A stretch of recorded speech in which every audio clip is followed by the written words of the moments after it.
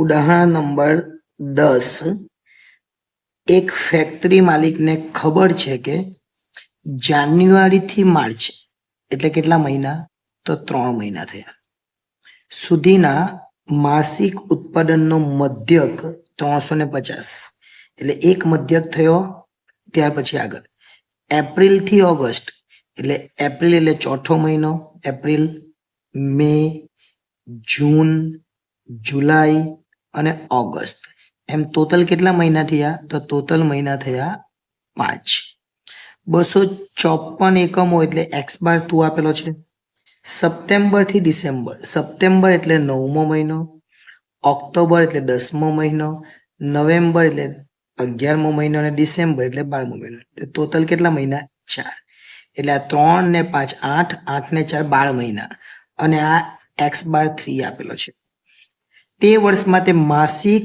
ઉત્પાદનનો આપણે મધ્યક શોધવાનો છે દરેક વસ્તુ આપણને આપી દેવામાં આવેલી છે એટલે પહેલા n1 જોઈએ તો n1 કેટલો આપેલો છે તો n1 જાન્યુઆરી થી માર્ચ એટલે 3 ત્યાર પછી n2 એટલે એપ્રિલ થી ઓગસ્ટ જે આપણે જોયા 5 ત્યાર પછી n3 એટલે સપ્ટેમ્બર થી ડિસેમ્બર એટલે 4 આ આપણને આપેલું છે ત્યાર પછી આપણને માસિક મધ્યક પણ આપેલા છે એટલે કે x બાર 1 પણ આપણને આપેલો છે પહેલા x બાર 1 કેટલો છે તો 350 ત્યાર પછી x બાર 2 પણ આપણને આપેલો છે x બાર 2 આપેલો છે 254 અને ત્યાર પછી છેલ્લે x બાર 3 આપેલો છે જે 315 છે ઓકે આના પરથી આપણે માસિક ઉત્પાદનનો મધ્યક શોધવાનો છે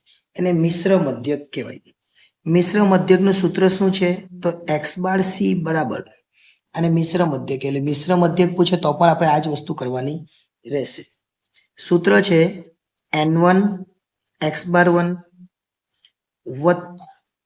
n2 x બાર 2 આટલું પણ ચાલે પણ અહીંયા 3 છે એટલે 3 સુધી જવાનું n3 x બાર 3 જે 4 હોય તો 4 પણ લખવું પડે n4 x બાર 4 અને છેદમાં જેટલા n આપેલા હોય તેટલા કેટલા n છે તો n1 છે n2 છે અને n3 છે ડાયરેક્ટ n જ લખે તો પણ ચાલે બરાબર ચાલો n1 કેટલો તો n1 છે 3 અને x બાર 1 છે 350 એટલે 3 350 વત્તા n2 કેટલા છે તો n2 છે 5 એટલે અહીંયા 5 અને પછી 254 સામસામે જ લખી દેવાનું એટલે લખવાની બી શાંતિ 4 અને 315 જોવાનું આવે જ નહીં 4 અને 315 એટલે એકવાર તમે એમ સામસામે લખી દો ને પછી તમારે જોવાનું આવે જ નહીં એમ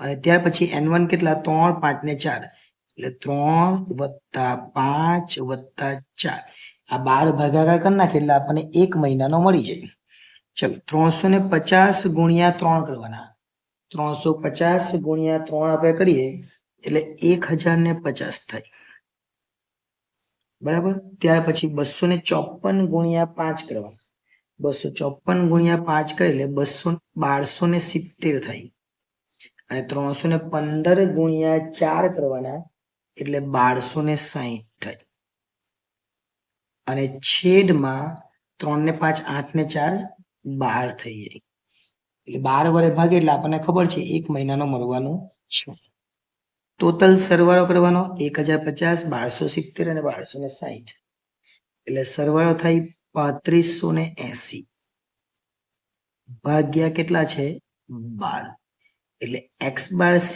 જે છેલ્લો જવાબ છે એ આપણને મળી જાય x બાર c કેટલો આવવાનો તો 3580 ભાગ્યા 12 એટલે જવાબ આવે 298.33 આ આપણો છેલ્લો અને અંતિમ જવાબ આવે એટલે જ્યારે આ રીતનો દાખલો પૂછાય તો આપણે આ રીતે કરી શકીએ અને સ્ક્રીનશોટ લેવો હોય તો સ્ક્રીનશોટ લઈ શકીએ જેથી કરીને આખો જવાબ પણ તમને દેખાય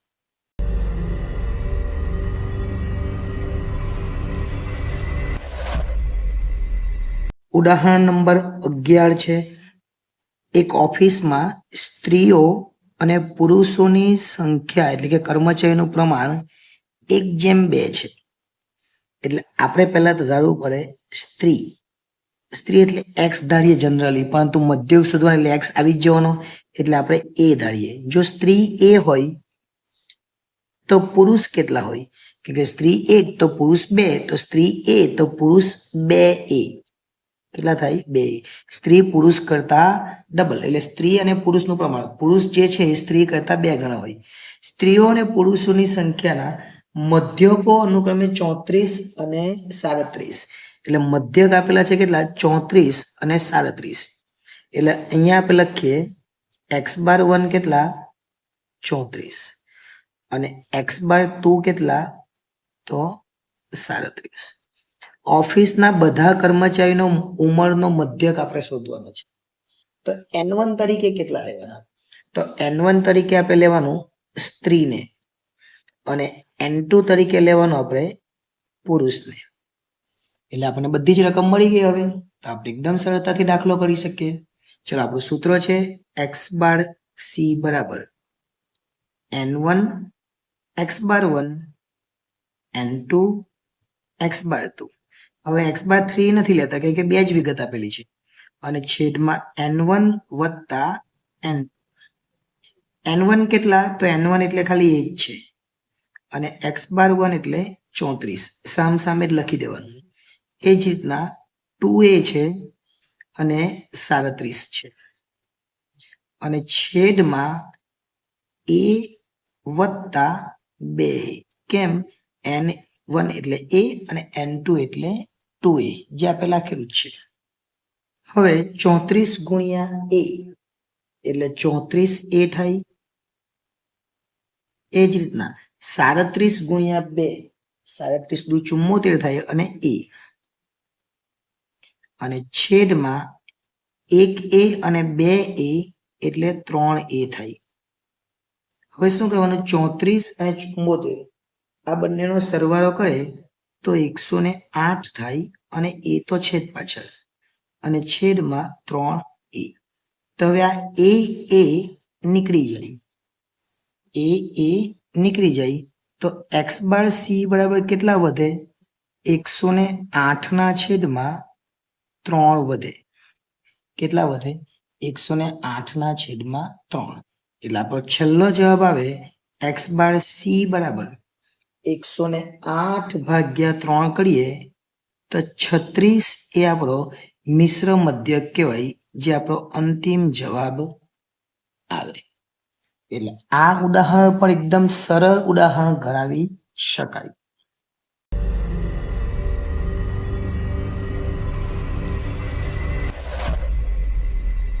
ઉદાહરણ નંબર 12 છે. એક ક્રિકેટ મેચમાં એક ટીમને મેચ જીતવા માટે 20 ઓવરમાં 8.25ની રન રેટથી સ્કોર કરવો પડે એમ છે. એટલે n બરાબર 20 અને ટોટલી જવાબ આપી દેલો છે, એટલે x⁻c બરાબર 8.25. આ આપણને આપી દેવામાં આવેલું છે. 12 ઓવરના અંતે એટલે 2 ભાગ પાડવાના. એક n1 બરાબર 12 અને રન રેટ કેટલો છે? તો 7.25. એટલે x⁻1 બરાબર 7.25. હવે મેચ જીતવા માટે બાકીની ઓવર એટલે n2. ટોટલ ઓવર જો 20 હોય તો એમાંથી 12 જાય તો 20 માંથી 12 જાય તો બાકીની ઓવર કેટલી વધે? 8 વધે. અને કેટલો રન રેટ કરવો પડે? તો x⁻2 જે આપણને નથી આપેલો, એટલે કે શોધવાનું છે. બહુ ઈઝી દાખલો કહેવાય. આપણે x⁻c નું સૂત્ર મૂકવાનું. x⁻c બરાબર n1 x⁻1 n2 x⁻2, અને છેદમાં n1 વત્તા n2 મૂકે તો પણ ચાલે, અને ફક્ત n જ લખે ને તો પણ ચાલે. ચલો, n1 કેટલા? તો n1 12. x⁻1 કેટલા? તો 7.25. n2 કેટલા? તો n2 8. 8 ક્યાંથી આવ્યા મેં તમને કહી દીધું. કેવી રીતે આવ્યા? 12 ને 8 20 થઈ ગયા ને એટલે એ આવેલા છે. અને x⁻2 આપણને આપેલો નથી, જે આપણે શોધવાનું. n1 વત્તા n2 આ બેનો સરવાળો જે 20 છે એ આપણને આપી જ દેવામાં આવેલું છે અને એ 20 નો જવાબ પણ આપી દીધેલો છે 8.25 આપી દીધું છે બધું જ. હવે આપણે શું કરવાનું 8.25 ગુણ્યા 20 કરવાના એટલે આપણે લખીએ 8.25 ગુણ્યા 20 બરાબર 7.25 ગુણ્યા 12 7.25 ગુણ્યા 12 કરીએ તો 87 આવે અને આ જે છે એ તો બેઠું જ રહેવાનું 8x બાર 2 એટલે x બાર 2 આપણે શોધવાનો છે. હવે આ બેનો ગુણાકાર કેટલો થાય તો 8.25 ગુણ્યા 20 કરીએ તો 165 થાય અને આ બાજુ તો બેઠું જ છે 87 વત્તા 8x બાર 2. હવે 87 ને આ બાજુ પર લાવવાના એટલે કેવા થઈ જાય માઇનસ થઈ જાય આખો દાખલો દેખાય એટલે એ બાજુ પર લઈ લઈએ આપણે તો 165 છે એમાંથી આ 87 ને આ બાજુ લઈ જાય એટલે માઇનસ થઈ જાય. હું નીચે લખી લઈ શકું પણ તમને આખો દાખલો એક સાથે દેખાય એટલે બાજુ પર લખીએ છીએ એટલે 8x બાર 2 165 માંથી આપણે 87 બાદ કરીએ તો 78 આવે ને 8x બાર 2. હવે x બાર 2 તો આ જ રહેવાનો પણ 8 આ બાજુ આવી જાય એટલે 78 ભાગ્યા 8 બરાબર x બાર 2 એટલે x બાર 2 નો જવાબ આપણને મળી જાય x બાર 2 બરાબર 78 ભાગ્યા 8 એટલે 9.75 ની એવરેજ થી રન બનાવવા પડે એવું કહેવાય. એટલે જ્યારે 20 ઓવરમાં 8.25 થી રન જોતા હતા તો 12 ઓવરમાં કેટલા માર્યા 7.25 જ રન મારી એ લોકોએ એટલે હવેની જે 8 ઓવર છે એમાં 9.75 ની એવરેજ થી લોકો રન કરવા પડે એટલે આ દાખલો પણ ખૂબ સરળ ગણાવી શકાય.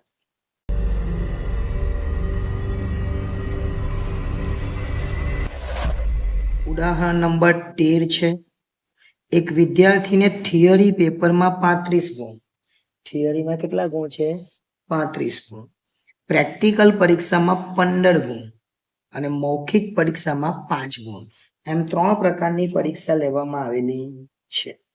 3 પરીક્ષા લેવાય એ પહેલી પરીક્ષામાં કેટલા આવ્યા છે 35 એટલે x1 બરાબર આપણે 35 લખી દેવાના. બીજી પરીક્ષા લેવાઈ એમાં 15 ગુણ છે એટલે x2 બરાબર આપણે 15 લખી દેવાના અને જે ત્રીજી પરીક્ષા લેવાય એમાં 5 ગુણ છે એટલે x3 બરાબર 5 લખી દેવાના. આ પ્રકારની પરીક્ષામાં અનુક્રમે ભાર આપવામાં આવેલા છે અને ભારને W કહેવાય તો પહેલા W1 લખી દઈએ. W1 કેટલો છે તો અહીંયા આપેલો છે પહેલો 4 પછી W2 છે એટલે 2 અને પછી W1 છે એટલે 1. હવે વિદ્યાર્થીના ગુણનો ભારિત મધ્યક શોધવાનો હોય તો પછી એકદમ સરળ થઈ જાય એક જ પેજમાં થઈ જાય એ પ્રમાણે એકદમ શાંતિથી દાખલો કરી દેવાનો. ભારિત મધ્યક એટલે x બાર W ની રીત કહેવાય મિશ્ર એટલે x બાર C આ x બાર W એટલે સેમ પેલી રીત જે હતી એવી જ આ પેલો n1 આવતો ને એની જગ્યાએ W1 એ જ રીતના W2 x2 અને એ જ રીતના W3 x3 અને છેદમાં આપણે શું કરતા n1 વત્તા n2 વત્તા n3 તો અહીંયા W1 વત્તા W2 વત્તા W3 સાથે જ 4 રીત પર છે ને. ચાલો W1 કેટલા તો બેઠા આપેલા છે 4 અને x1 35 એટલે 4 અને 35 બેઠું ઉપર જે છે તે જ 2 અને 15 2 અને અહીંયા 15 અને 1 અને 5 1 અને કૌંસમાં 5 છેદમાં W છે એટલે 4 2 1 એટલે 4 વત્તા 2 વત્તા 1. ચલો દરેકનો ઉપર ગુણાકાર છે કરી નાખીએ 35 ગુણ્યા 4 કરવાના એટલે 140 થાય 15 ગુણ્યા 2 કરીએ એટલે 30 થાય અને 5 ગુણ્યા 1 કરીએ તો 5 થાય 4 ને 2 6 ને 1 કેટલા થાય 7. હવે સાઈડ પર અહીંયા લઈ લે જેથી કરીને આપણને જોવામાં મજા આવે આખો દાખલો એક જ પેજ પર દેખાય. 140 ને 30 170 ને 5 175 અને છેદમાં કેટલા છે 7 એટલે છેલ્લો જે જવાબ આવે x બાર w જેને કહેવાય ભારિત મધ્યક 175 ભાગ્યા 7 એટલે આપણો છેલ્લો જવાબ કેટલા આવે 25 આ આપણો અંતિમ જવાબ કહેવાય એકદમ જ સરળ દાખલો ગણાવી શકાય સ્ક્રીનશોટ લેવો હોય તો લઈ લેજો કેમ કે આટલામાં જ તમારો જવાબ આવી ગયો એટલે અહીં આપણા જે 10 થી લઈને 13 સુધીના જે દાખલાઓ છે એ પૂરા થાય છે હવે આપણે સ્વાધ્યાય 3.2 જોવાનો આવે પરંતુ સ્વાધ્યાય તો બધા બનાવી દીધા છે ફક્ત ઉદાહરણ બાકી હતા એટલે ઉદાહરણ પણ અહીંયા પૂરા થઈ ગયા હવે આપણે જ્યારે મળીશું ત્યારે ઉદાહરણ નંબર 14 થી આગળ વધીશું આભાર